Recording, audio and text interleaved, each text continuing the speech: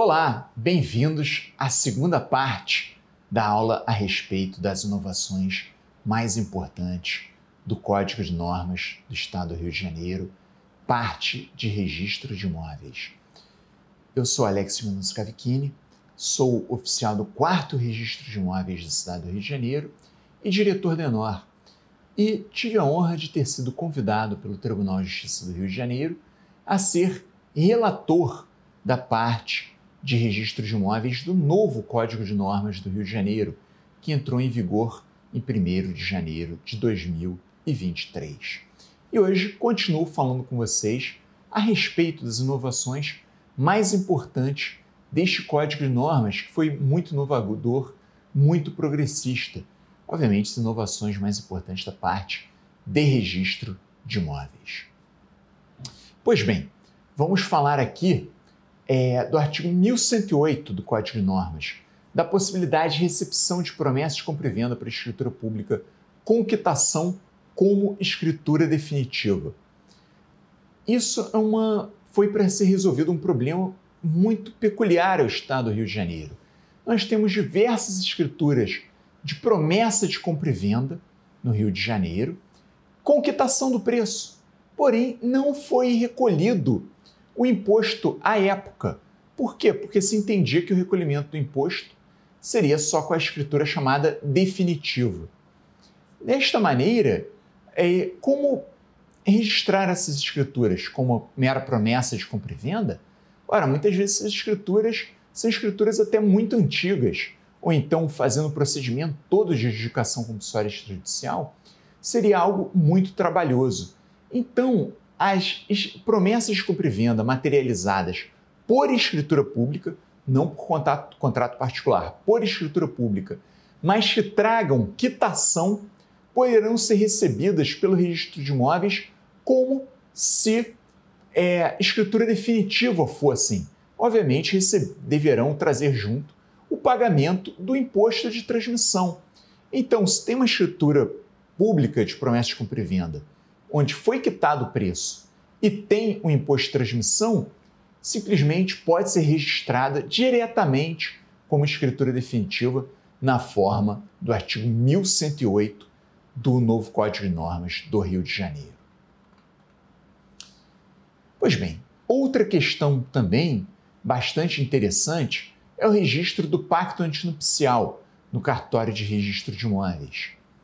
A questão do pacto antinupcial, o pacto antinupcial feito entre as partes que resolvam se casar em um regime de bens diferente do legal, que atualmente é a comunhão parcial de bens, deve ser registrado para dar publicidade face a terceiros no livro 3, no registro auxiliar do serviço imobiliário do primeiro ou atual domicílio dos cônjuges. Porém, muitas vezes ocorre um problema. Essa regra normalmente é uma regra bastante simples de ser entendida, porém, imaginem, os cônjuges vendem para uma pessoa um imóvel, a pessoa demora muito tempo para levar sua escritura a registro, algo muito comum no Brasil, especialmente pela cultura de empurrar as coisas para o futuro, e leva muito tempo e quando ela leva registro, ela não sabe mais qual é o primeiro ou atual domicílio conjugal dos vendedores. Então veja, o Código de Normas diz o seguinte no artigo 1227, parágrafo 2º, que pode suprir a falta de registro no livro auxiliar com um registro no livro auxiliar no ofício no qual pertence o imóvel, mesmo que não seja o primeiro ou atual domicílio do casal.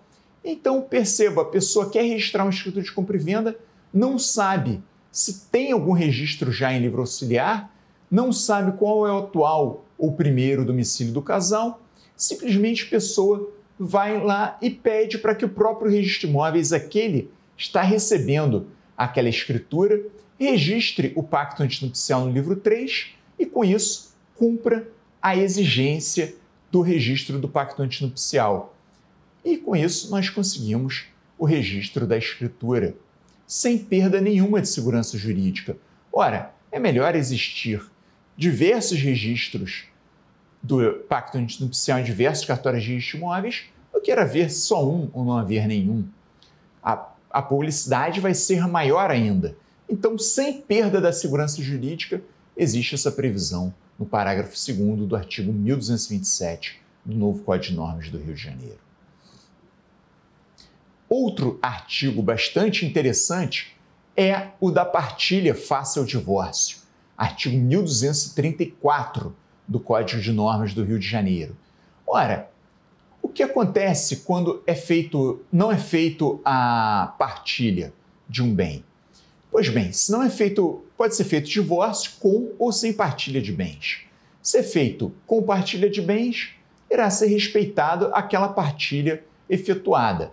Porém, se não é feita a partilha de bens, o entendimento esposado pelo artigo 1234 do novo Código de Normas é que aquele bem continua em mancomunhão, ou seja, aquele bem específico, até ser partilhado, até ser dividido, ele continua havido como se fosse dos dois ex-cônjuges, e ele deve ser partilhado. Porém, o parágrafo 3º fala o seguinte, que não exige partilha prévia a alienação e oneração de bem em mancomunhão se do ato participarem ambos os ex-cônjuges. Ou seja, é esposada a ideia de que, para partilhar, obviamente, é necessário dizer para qual dos ex-cônjuges fica o bem ou qual proporção fica o bem. Porém, se eles quiserem vender diretamente sem partilhar o bem, se ambos assinarem a venda, mesmo que ambos já estejam divorciados, só que não fizeram a partilha, se ambos assinarem a escritura de compra e venda, não é necessário que seja feita uma prévia partilha do bem. Com isso, passa-se um requisito burocrático sem qualquer tipo de perda de segurança jurídica, uma vez que ambos estão comparecendo e anuindo ao ato. Enfim, então esse artigo 1234 é um artigo muito interessante, um artigo que vale a pena ser estudado, tanto o caput quanto o parágrafo 1º e o parágrafo 2º, que resolve bem as questões de partilha ou quando não é partilhado o bem. E, finalmente, o parágrafo 3º, que facilita em muito diversas questões práticas que vemos no dia a dia. Outra questão prática que vemos no dia a dia é aquela tratada no artigo 1287 do Código de Normas, que fala o seguinte, que o registro da cláusula de vigência e a averbação da cláusula de preferência nos contratos de locação, ou seja, você pode registrar um contrato de locação para fins de vigência ou averbar ele no registro de imóveis para ter preferência caso aquele imóvel seja alienado. Esses registros dessas cláusulas poderão ser cancelados a requerimento do locador, ou seja, do proprietário, quando falta documentos comprobatórios de extinção do negócio jurídico de forma extrajudicial.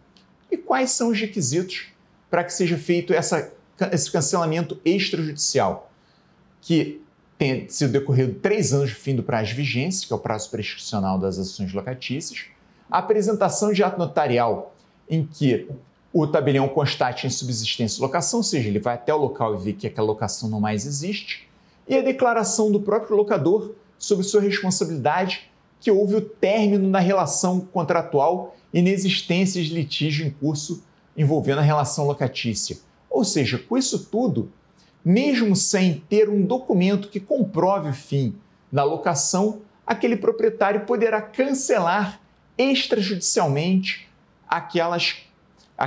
aquele registro de cláusula de vigência ou a averbação de cláusula de preferência. E por que isso é importante? Porque muitas vezes o locatário averba a cláusula de preferência e ou registra a cláusula de vigência junto à matrícula do bem imóvel, porém a locação se desfaz, simplesmente existe a entrega das chaves, aquele antigo locatário se muda, some, o proprietário não tem mais qualquer vínculo com ele. Anos depois, o proprietário decide vender aquele bem imóvel, não tem mais qualquer contato com o locatário antigo, enfim, e ele encontra dificuldades para vender aquele bem imóvel, porque todos aqueles que pensam em comprar, ao consultar a matrícula do bem, percebe o seguinte: olha, tem uma locação aqui, existe uma cláusula de vigência de locação, uma cláusula de preferência, eu não terei problemas com esse antigo locatário,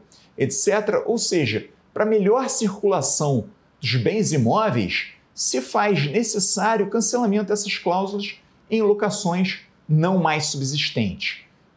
Antes do novo Código de Normas do Rio, o cancelamento dessas cláusulas só poderia ser feito de forma judicial.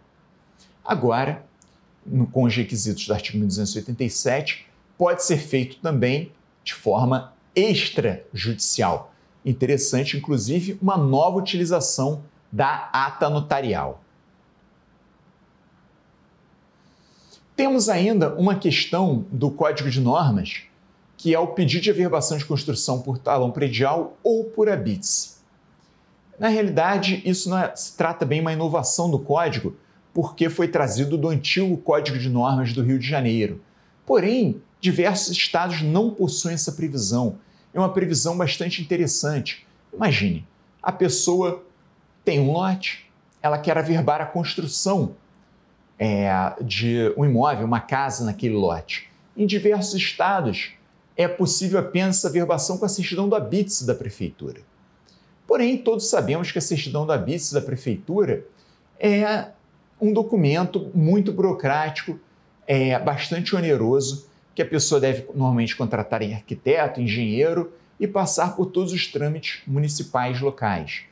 Porém, no Rio de Janeiro, muitas vezes a pessoa não consegue o habite-se porque não passou por esses trâmites todos, porém já efetuou uma construção. A realidade é que existe uma construção no local. Então, como averbar neste caso? Como dar notícia da existência dessa construção? Existe a possibilidade, no Rio de Janeiro, de se apresentar também, além do habite-se, a guia do imposto predial, ou seja, a guia do IPTU, que as prefeituras enviam todos os anos para a casa dos proprietários de imóveis do município. Ou seja, o IPTU, onde conste que existe um prédio naquele local, poderá ser averbado, no Rio de Janeiro, a construção junto àquele lote, àquele imóvel. Outra inovação interessante do Código de Normas do Rio de Janeiro é a possibilidade da incorporação imobiliária por empresas de capital aberto e, quando ocorre isso, ter a dispensa de certidões. Ou seja, incorporação imobiliária por empresa de capital aberto, isso é algo muito recorrente. Porém, existe a possibilidade de dispensa de certidões.